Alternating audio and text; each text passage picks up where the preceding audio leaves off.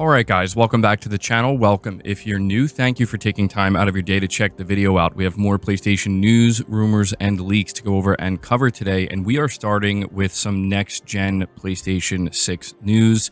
Of course, it seems a bit early to be talking about the PlayStation 6. However, that's not going to stop the leaks and rumors from circulating, and this one is actually particularly interesting because it seems to indicate that the PlayStation 6 may come out a year sooner than we originally anticipated. This is being reported by WCCF Tech. Work on the PlayStation 6 seems to be in a much more advanced stage than most people thought, according to rumors circulating online. Speaking on the NeoGAF forums, well-known AMD leaker Kepler L2 commented on the next-generation system from Sony, revealing that its SoC is design complete and is currently in pre-silicon validation already, with A0 tap-out scheduled for late this year. While this may mean little to most, this new information suggests that the console may not be far from release, or not too far from release, as Sony's usual cadence between A0 tap-out and the release of a system is 2 years, meaning that if this will be the same for the PlayStation 6, we could see the system launch sometime in 2027. The AMD leaker also provided some additional information on the PlayStation 6 GPU, revealing it is a fork of AMD GFX 13, which was formerly known as RDNA 5 and is now known as UDNA. The leaker couldn't say how big it will be, but the fact that it will belong to the GFX 13 will eventually provide some information on some of its features once AMD fully unveils the architecture. Very little is known about the PlayStation 6 as of now, besides the fact that it will once again be powered by AMD. Now, as I said, I think this is significant because up until this point, everything pointed to a 2028 release for the PlayStation 6 at the earliest. Even court documentation claimed this back in 2022, but obviously things can change. And it seems like Sony may have actually opted to move the release of the PlayStation 6 up by about 1 year, which when you consider the fact we've gotten multiple rumors claiming that Microsoft is targeting a 2026 release for the next generation Xbox, it actually makes sense. The last thing I think Sony would want is to be 2 years behind. Not that I think it would make that big of a difference at the end of the day, but still 2 years is a long time. But yes, this is what we're hearing about the PlayStation 6. It is SoC design complete, or the SoC, I should say, is design complete. So this means that it's actually progressing at a relatively rapid rate here, and we will likely be hearing much more about the PlayStation 6 over the next 12 months than maybe we were anticipating. Moving on, talking about the PlayStation 6, and this time pricing of PS6 games, we have a report here from PlayStation Lifestyle. A new games industry report has caused some concern about potential PS6/next-gen game prices, according to veteran analyst Matthew Ball.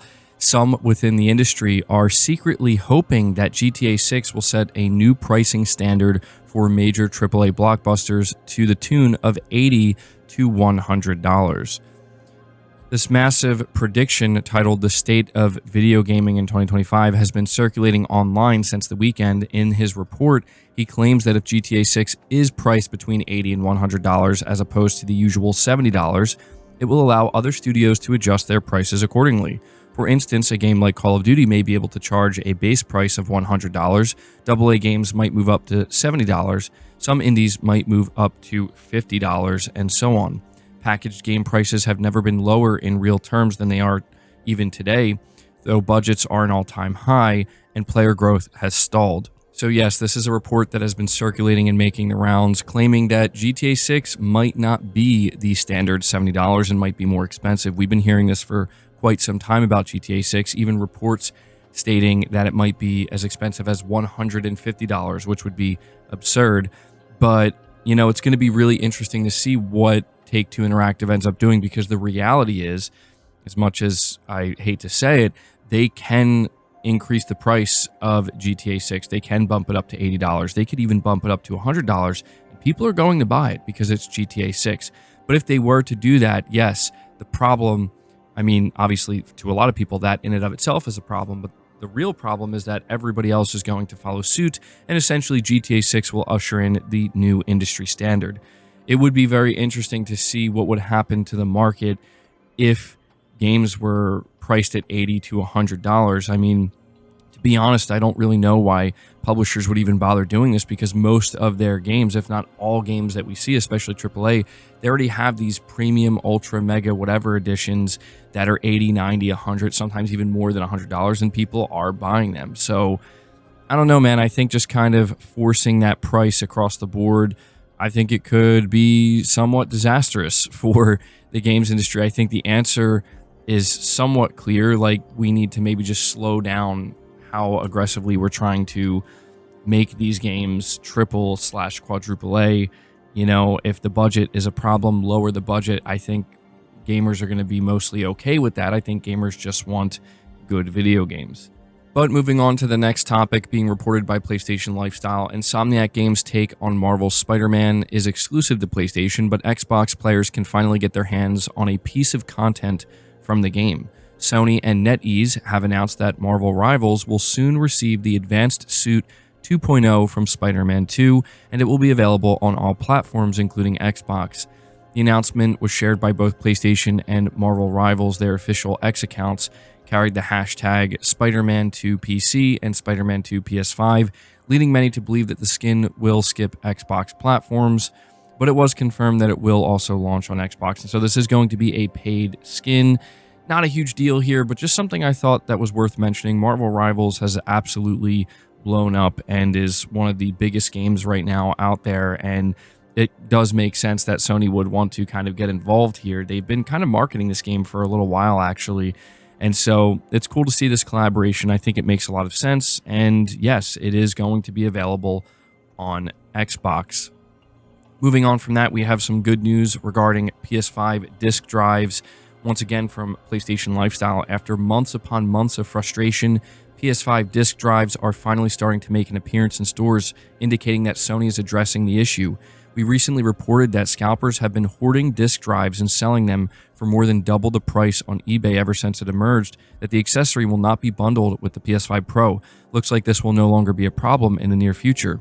Over the last couple of days, we've seen numerous reports of the disc drive popping up at retail as well as online stores. We can confirm that as of the time of this writing, there is still some inventory left on PlayStation Direct in the US, and I personally have also seen the disc drive pop up on Amazon multiple times. And so I thought that this was something that was important to cover, because I was actually getting a bit concerned. It seemed like it was becoming pretty much impossible to find these disc drives without, looking to scalpers, which obviously sucks. And so it seems like Sony is working on that, and we should get to a point very soon, if we're not already at that point, where anybody who wants to buy this disc drive will be able to do so, because, yeah, there's nothing more annoying than buying a console and not being able to buy the disc drive for it separately. It's already bad enough that we have to buy it separately, but it just makes it all the worse when, you just can't even find them.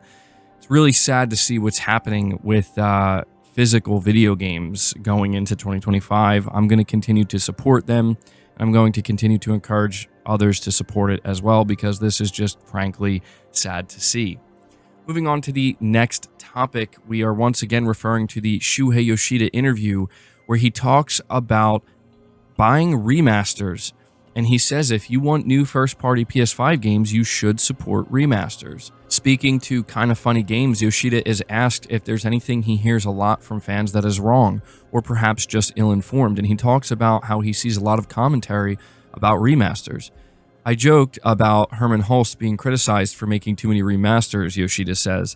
I think the people who complain about that are maybe thinking Herman is doing that instead of doing something new. But I'm sure these remakes are made by a dedicated different team or some porting teams, especially the PC versions. So I don't think he's sacrificing anything by doing remasters. Yoshida continues, pointing out that a remake or remaster project is much cheaper to produce, creates additional revenue, and creates new users to the IP, especially when you port the game to PC. Making remasters, PC ports, and remakes can bring in enough revenue to keep investing in big titles, Yoshida says. Single-player games now cost so much, so they need additional income by doing remasters and porting to PC to be able to do that. He concluded by saying that if remaster naysayers like first-party output, the big single player games, they should support Herman doing these porting and remasters so that he can keep investing in these great new games. So very interesting to hear Yoshida say this. I don't know that everybody's going to be on board with what he's saying, but I do find it interesting that when Yoshida was asked this question, he could have went to anything, and this was the first thing he went to. And so there has to be some level of truth to this where, you know, the reason why Herman Hulst is putting out so many remakes and remasters is because each one of these big AAA games is so expensive that they're going to need to get that extra income. Of course, there's always the question of what about all the money that was dumped into live service? Couldn't you have just taken that money and put it into these single player games? The answer is yes. And the reality is Sony has to a degree mismanaged some of their funds here and some of their money. And it happens, you know, it's not something new. But yeah, I just thought that this was really interesting, and I'll be curious to see what you guys think. Do you agree with what Shuhei Yoshida is saying here, or do you think that he's out of touch with what he's saying? The final topic is what Shuhei Yoshida had to say about PSVR 2. It doesn't sound too good. He says when asked about it, "I'm sorry I was wrong. PSVR 2 didn't become the PS2, he said, when questioned by host Greg Miller as to what happened. Yoshida laughed and responded, "Let's move on with the conversation." When asked to reflect on the hardware, Yoshida calls out his two favorite titles, Synapse and Before Your Eyes. So a lot of people are focused on this because it was Shuhei Yoshida who was the biggest believer in PSVR 1 and really thought that PSVR 1 was basically the start of something brand new, kind of like what the PS1 was. And that's why he said it didn't become the PS2. Not great here. You know, I think it's kind of Yoshida acknowledging that PSVR 2 did not do what Sony thought it would do, and it's hard to say what the future of it holds. As of right now, Sony is still supporting it, but yeah, I just thought that was worth pointing out. But guys, that's going to do it for the video. I hope you enjoyed it. I hope you found it informative. If you did, be sure to leave it a like, subscribe if you're new, hit the bell notification icon, and feel free to share the video out on top of all that. But until next time, guys, take care.